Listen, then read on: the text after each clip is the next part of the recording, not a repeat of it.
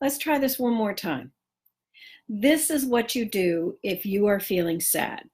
I'm over here right next to the router, and hopefully it's not going to quit on me. I don't know what's going on. So this is what you do.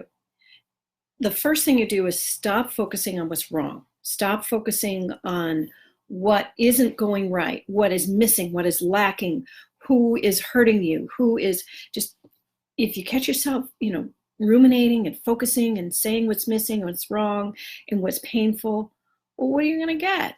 You're going to get more pain, right?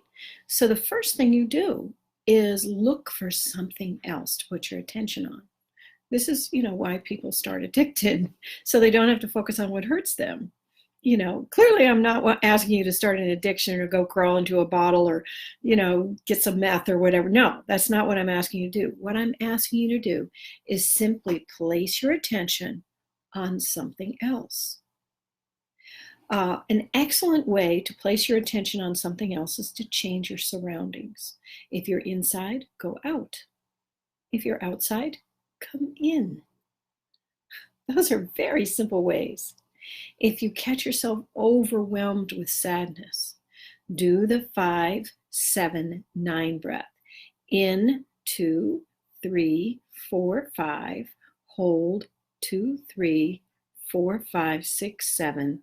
Exhale, 2, 3, 4, 5, 6, 7, 8, 9. Do it 3 times and you will feel better. Just do it very, very mindfully and with great intention of releasing the emotions.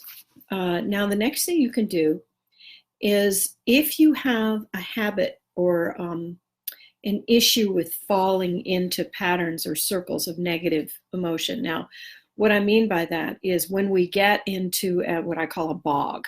When we get into a bog, it is almost impossible to imagine a time when you weren't in the bog. That's it. There's a problem. So when you're not in a bog, I'd like you to create this one little thing. It can be a notebook. It could be an electronic file. It could be like a Google Doc. But I want you to create a file of all the great stuff that you've done. And it could be that I was kind to a person on the street today, or I let somebody in on traffic. I let somebody merge. I mean, really, what's wrong with letting people merge people? I don't get it. Are you so important that you have to get there 3 seconds earlier? Anyway, what I'm saying is write down all the wonderful things you've done in your life that you've accomplished. Just the great stuff. The things that you believe were wonderful or that made you feel good about yourself. Just make a list. And every single time you do something like that, add it to the list. And then make another list of all the things that you love, are grateful for, enjoy, bring you happiness. Those 2 lists.